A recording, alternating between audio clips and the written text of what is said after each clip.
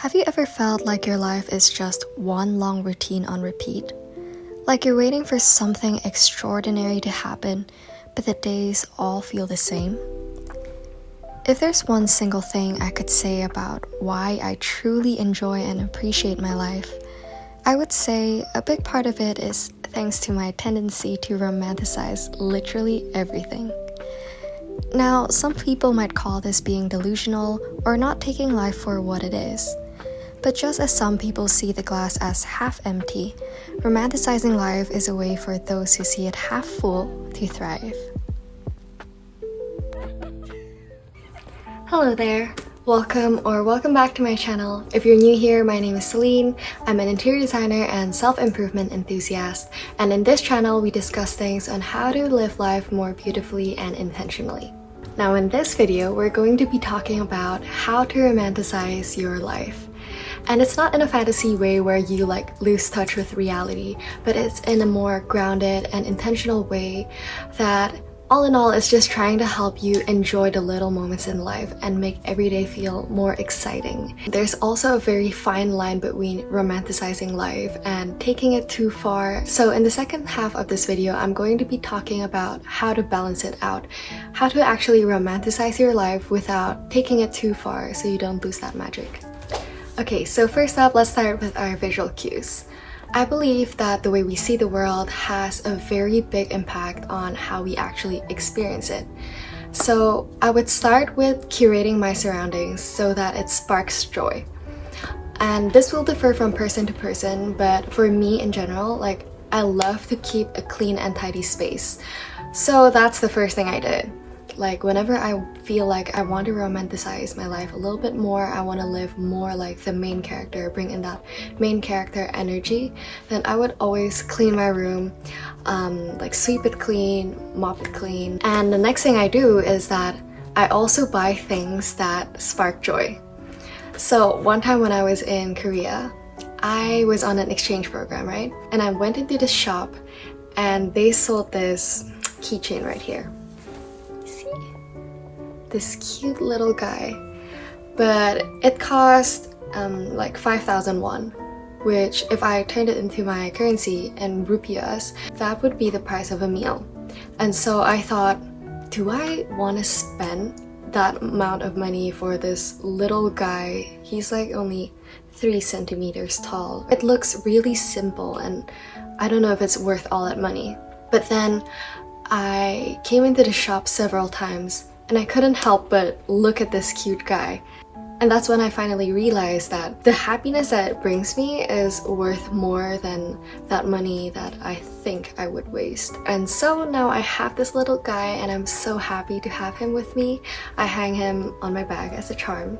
And that goes the same for all the other things I buy. Now, talking about other visual cues, we also have how we present ourselves. You can tell when you look at a movie poster who you think is the main character just because of the way they dress. So you want to put extra care on your appearance when it comes to skincare, makeup, or the clothes that you wear.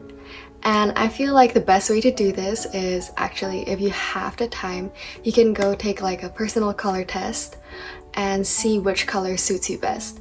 And for me, it's called Autumn Dark, but right now I'm using more of a light autumn or a light spring. But it's really fun to find out, and you can research all the types of hair colors that will suit you, types of clothes, types of bags, eyeshadow colors, and all those fun stuff. Oh, and another thing I would do is to dress for the season. I don't know where you guys live, but I happen to live in Indonesia where we only have summer all year long. That's the only season we have, but most Indonesians would say we have 2 seasons. It's either sunny or rainy. So those are the 2 seasons I have to deal with. But when I was on my exchange in Korea, I found it really fascinating and exciting to dress up for the seasons. You know, when it's fall, you use more autumn colors like burgundy, you have dark green, and all these pretty colors. Or during winter, you can use like a fluffy winter coat, put on fluffy socks. It's just really exciting and it makes life a whole lot more interesting. And one of my favorite things to do that I've mentioned in many of my videos before is that I love documenting my life. Sometimes when you experience things, you don't always notice them until it's laid out right in front of you. Like if you have an album, let's say of 2024, and you only place your most favorite moments of the year in that album, then when you open it up, then you can see like, oh my, I actually did this. Like, oh yeah, I graduated, I got my first job, I was making my portfolio, I went to Korea, I went to like many places, I met up with this friend I haven't met up with in a long time, I did many reunions with my family, and that's how you can see and appreciate your life. It's like just a more exciting way for me to refresh my memory instead of just trying to remember it myself. I find documenting it much more exciting and it makes me remember things more accurately than if I did not. Now next up is our auditory senses. So one thing I love is to play music in the background.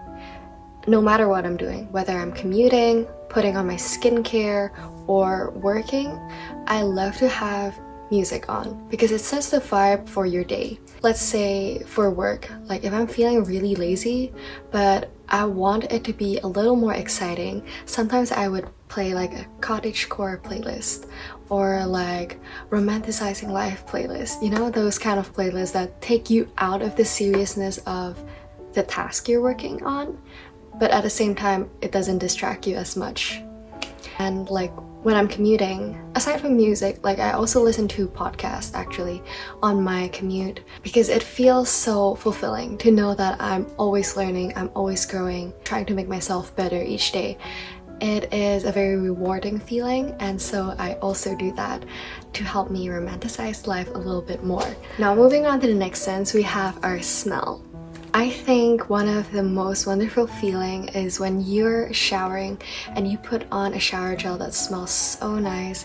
Like I love the scent of jasmine, so I chose a jasmine shower gel and it feels heavenly when I'm in the shower. I just scrub my body clean, put on my jasmine body soap, and I put on my favorite shampoo scent, go out, put on my favorite body lotion that also has jasmine scent. I think my scent is mostly jasmine. My perfume is also like jasmine scent, but yeah, I feel like scent is a very powerful way to elevate your mood. Okay, now moving on to the next sense, which is our sense of touch. And this is something that I never overlook because I'm all about those skincare rituals where you take care of your skin, you moisturize your skin after a long day or moisturize your lips. It just makes me feel so much better. I also like to hydrate a lot, like just to keep this smooth feeling all over your skin because it gets really dry and dehydrated when you don't drink enough.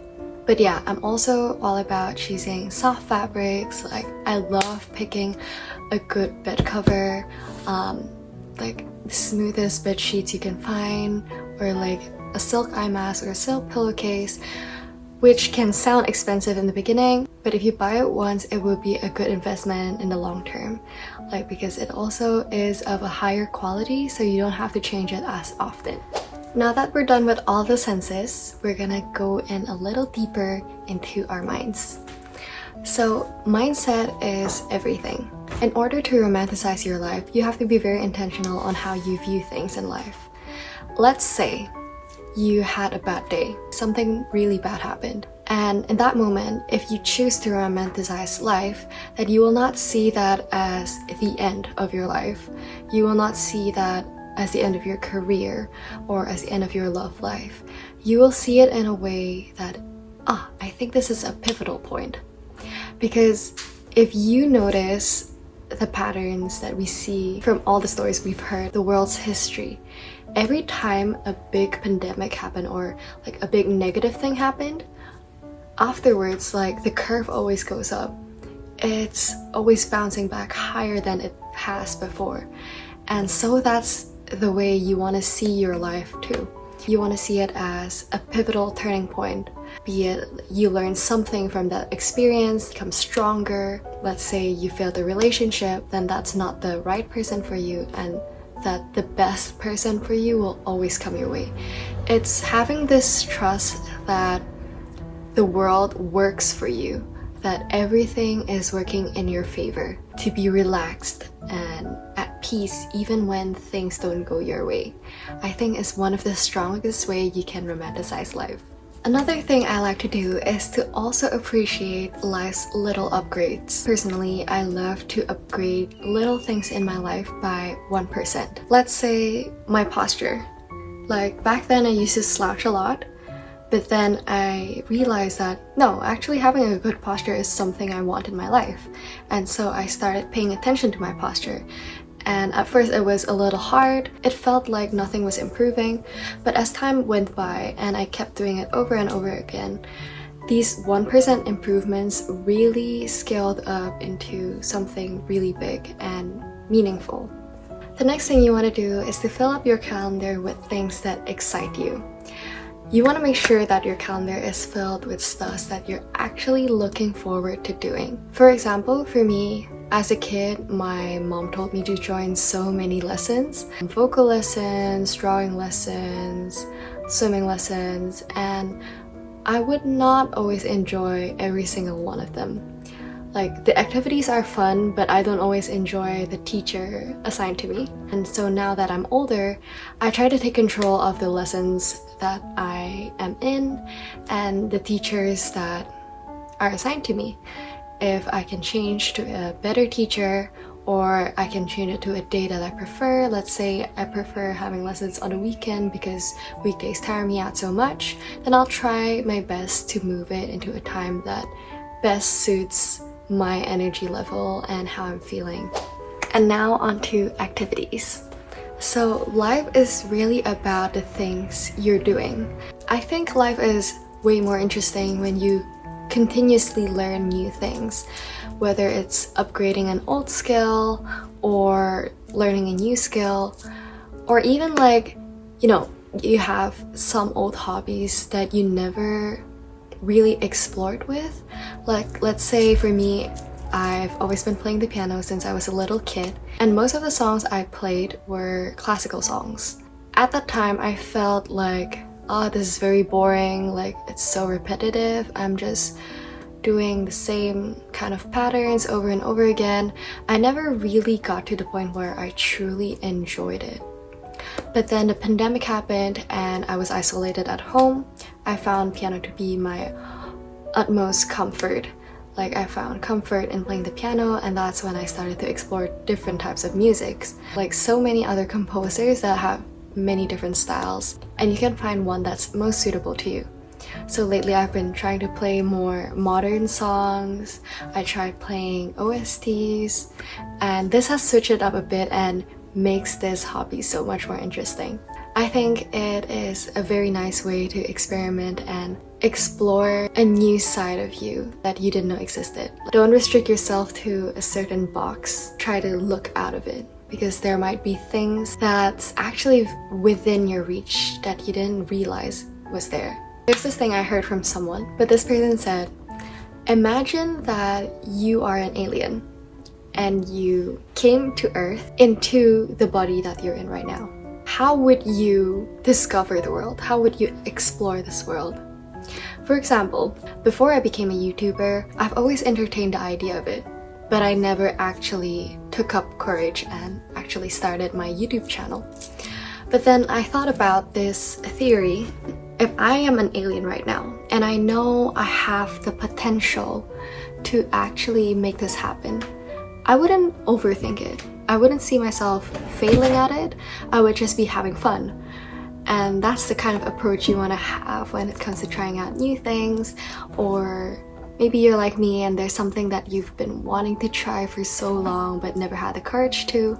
Then just see it in this alien's eyes and it will be not so bad. And last but not least, we have to talk about your surroundings, because I feel like your surroundings have such a big impact on you. Starting from your friends, your family, the city you live in, if you are in control of these things, if you're old enough to move to another city, you are in control of choosing your friend group. Let's say they're not your seatmate, it's not someone you have to work with, it's just your friends. Like, select the people that bring out the best in you, who are positive, who help you grow into a better person.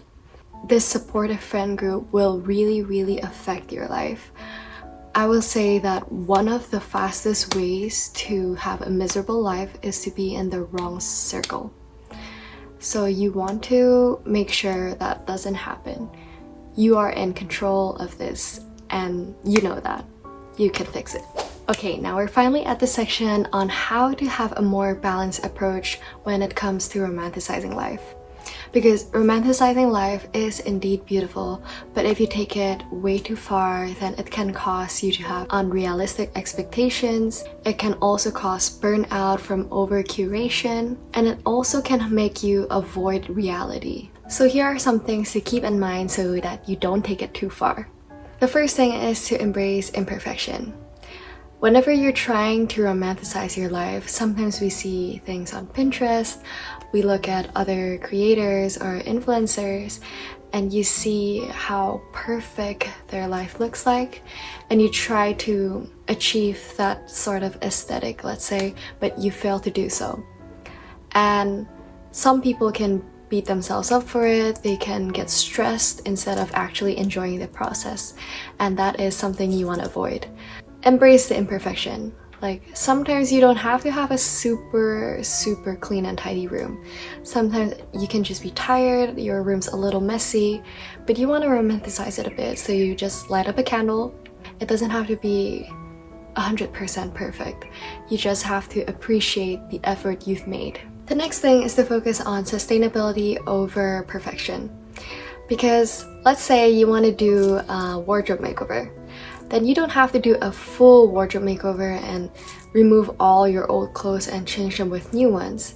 Instead, you can just get a few new pieces and mix them up creatively with what you already have. And that way, this is more sustainable in the long run, and it doesn't cause disappointment when things don't work out exactly the way you want it to be. The third thing is that you want to be realistic about your time and energy. Let's say you've always romanticized breakfast. You don't have to cook like an elaborate meal and spend like an hour cooking and preparing everything with pretty plates and pretty cups. Instead, you could just prepare something simple, maybe just one meal. It's a quick one, you do it in like 15 minutes and you're done with it. It can also be just as beautiful. Another thing is to not overstretch your abilities or your energy just to romanticize things. Like, for me, I tend to be overproductive. Like, when it comes to my passions, like learning languages or playing the piano, sometimes I do it a little too much until I get tired. You don't want to spend a lot of energy that you do not have. You want to do this at a good amount so that it does bring in some results without pressuring you too much. The fourth thing is to practice contentment over comparison. Romanticizing life isn't about needing more or needing something better, but it is actually making use of the things you already have and appreciating them a little bit more, to see them in a new light, to experiment with it so that you get a new taste of the things you already have around you. The fifth thing is to take breaks from romanticizing life. Sometimes simplicity is key. It's okay to have neutral or boring days because life doesn't have to feel magical 24/7. If you don't feel like lighting up candles or playing music in the background, then you don't have to do that. You can just sit quietly and enjoy your tea with no frills to it. It's important to recognize that sometimes rest and simplicity is also a form of self-care. Now, the last thing is to ground yourself with reflection. You want to reflect on why you are romanticizing things and if this is distracting you from the task that you're supposed to be doing, or from the relationships that you're supposed to be cherishing.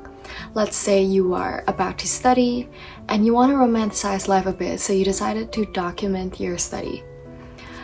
But before you document it, you wanted to make sure that your desk looks really pretty and Pinterest-like, and you want all these stationaries to be in order and a certain pattern. You want your handwriting to be so neat that you forget to actually study for the exam.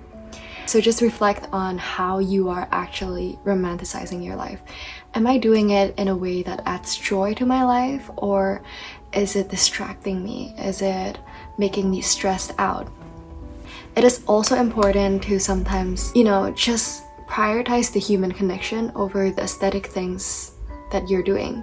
For example, when you go out with friends, it's very easy to want to take pictures and pretty selfies, put on nice clothes and stuff, but then you realize that half of the time you use to hang out is not actually for a hangout, but just to take pictures. Sometimes we don't even want to go out because we feel like, I look a little messy today, and it's dark at night, it's not like you can take pictures or anything, but that's not the main point. It's kind of like you're prioritizing the gift over the giver. So you want to focus on what is the purpose of why you're romanticizing life. After all, you are romanticizing life to enjoy life. So you want to focus on living the life as well and not be too caught up on the idea of romanticizing it and making it look pretty and all these kind of things. So yes, at the end of the day, romanticizing life isn't about creating this perfect curated existence, but it's about enjoying the things you already have and seeing them with fresh eyes so that you can enjoy your life a little better. So I hope this video inspires you and that it adds to your day. And if you enjoyed this video, make sure to like, subscribe, and share in the comments down below what is your favorite way to romanticize life. And until next time, bye bye!